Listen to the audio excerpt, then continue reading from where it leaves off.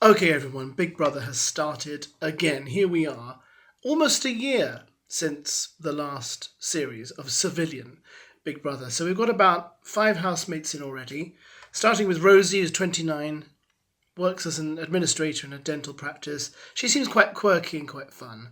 Followed by Emma, who's 53, looks a lot like, what's that girl from Love Island? I've forgotten her name now, the one who keeps getting the butt implants. It was a Jess. Anyway, she looks a bit like her. She's an aesthetic practitioner.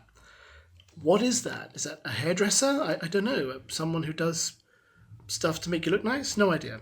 Followed by Shegan, who's 25. He's a big-time Christian, so I understood everything he spoke about. Goes to church. His mum read him Bible stories. Has a necklace on that says Yahweh on it.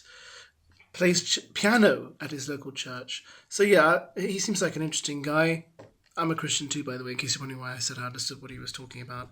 Followed by Nathan, who said he was a butler for Prince Charles once, presumably before Prince Charles became King Charles, and is now a port salesman. He sells port, I think, the alcoholic beverage port. Some people think he says pork, but I think he said port. He seems quite prim and proper. Quite likes Nigel Farage, is obviously a Conservative, for which of course he's getting flack for, because obviously if you don't vote Labour or Liberal Democrat, you're obviously an enemy of everyone on social media. No idea why that is. And finally we had Days come in. Days, 24, quite a short girl, who said her job was climate activist. Is that a job? Can you get a salary for that? I didn't know. And they asked her what one thing is going to annoy you in the Big Brother house, and she said, people who don't believe in climate change, as if climate change is a religion which you have to believe in, which I don't understand. But clearly, the producers thought Days is going to clash with Nathan, who's probably, if he's a big Farage supporter, is not going to be a big climate change person. So there's obviously going to be a clash there. But so far, it's interesting, but I have to say, no one's really stood out to me at the moment. So maybe we'll see more in a few minutes. A few more minutes in, things have got a bit more interesting. We have Khaled arriving, and Khaled, 23, and he's a refugee from Lebanon. So he's an Arab boy, a bit like me. Followed by Martha, who's 26, and who is a lesbian. Now, she's the first housemate, I think, who's actually mentioned their sexuality. I think it's possible Nathan is also gay, but he didn't mention it. He's certainly, I think it's fair to say, camp, but that doesn't mean he's gay, obviously. But yeah, so I can see what they're doing here, because we have a refugee, we have Nathan, who's a big fan of Farage, who's obviously anti-immigration, and we have Days, who, being a climate activist, is probably far more liberally minded when it comes to issues such as immigration and movement of people. So there's obviously a plan there for some conflict that will come later on. Our youngest housemate, I think, has now entered. We have Lily, who's 20. 20, guys. I mean, how young? She's like a baby. She's there. She works in a Chinese takeaway and says it's the best job in the world. She never wants to leave. She's quite quirky. She's quite fun. Although she did say this is her first time apparently staying away from home. Imagine that, your first time staying away from home, you've chosen to go into a house full of strangers. I'd be really nervous about that if I was a parent, but I'm not her parent, and obviously they've let her make this choice. Fine, she can do what she wants, she's 20, but I'm concerned that it'll start off fun for her and then get very unfun quite quickly. She was followed by Ali, who's 38 and is a forensic psychologist and another lesbian. I'm like, wow, she must really want a break from her career to come into the Big Brother house, because I just think, as a forensic psychologist, you must be doing pretty well.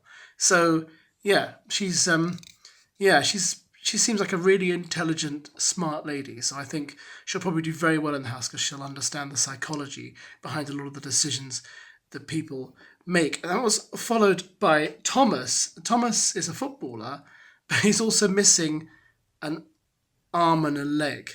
So he's got a prosthetic leg and a kind of hand an arm that doesn't have a hand on. Is that right? I don't want to get this wrong.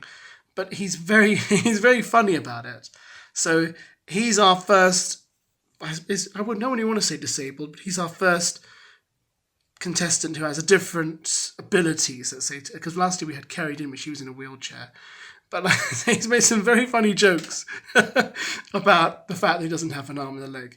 So I guess he's going to be quite funny. He's from Carlisle. So I'm looking forward to seeing what he gets up to. Oh, and Emma did make a bit of a slip when she saw him. She said, he pointed at her as if he knew her. And she said, oh, I remember you from the audition. I knew you were going to get through. And it's kind of like, well, we know they do audition them, but it does shatter it a bit because you think, you're not really supposed to know each other. This is supposed to be the first time you're meeting. But evidently not.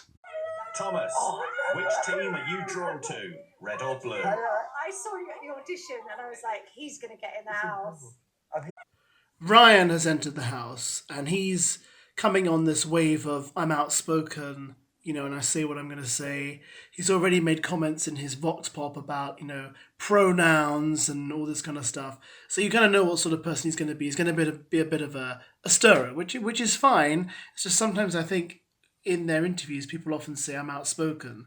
And then when they get in the actual house, they're not outspoken at all. They're just boring. So let's see if he is actually outspoken and confrontational, or whether he's just not going to be that way at all. He was followed by Hannah, who's our first Muslim, Somalian, 24, works in HR, but is also a self-confessed drama queen. So I think she's going to be quite demanding in terms of the way she's going to interact with the group. Thus far, it looks like that anyway. She says she is kind of that way.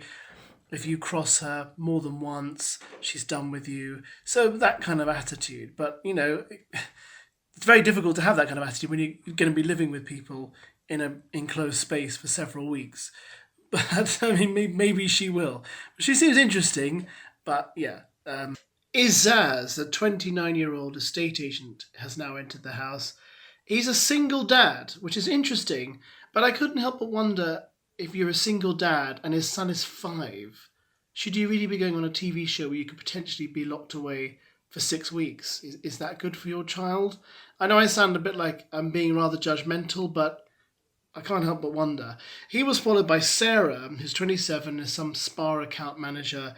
Now, she's quite posh, self-confessed posh, very much into farming and farmers and all that kind of stuff. That's fine. I think they're probably thinking that she will pair well with Nathan. She's probably a Tory as well. They both seem quite well spoken. But then when she got into the house, and because they have to choose a side of the room to be on, red or blue, she went on the side where all the girls are, which I think the red side, and she seemed again to recognise another housemate, which I thought was rather strange. So I think it was Lily. Lily seemed to recognise her, and they were hugging, and I thought, well, okay, so we've already had the other guys say they met at the audition. Now we've got these two. How well do these guys know each other?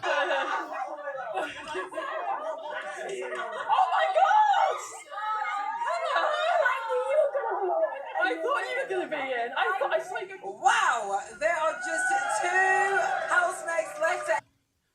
Then she was followed by Marcello, who is a youth mentor. He's 34 from East London. Looks a bit like Ali G. I mean, a youth mentor, you look at him and you kind of think he's the kind of guy who looks like, as a parent, if you saw him, you'd say, I probably don't want my youth to maybe be with him. But yeah, he's exactly as you think he'd be. He says Peter Andre's his role model. He loves rap. He did a rap, and it was as bad as you think. Yeah, that's Marcello. Our final housemate entering was Dean, who is a gay hairdresser from London. I can't remember what part of London he said he was from. He seems quite effervescent, quite fun. And again, another one of those people who said, I'm outspoken, blah, blah, blah. So they're all in there now, all 16 of them. What did you make of this cast? I have to say, I am a little bit disappointed. There's no one in there who I feel like is radically different. They're all kind of young-ish.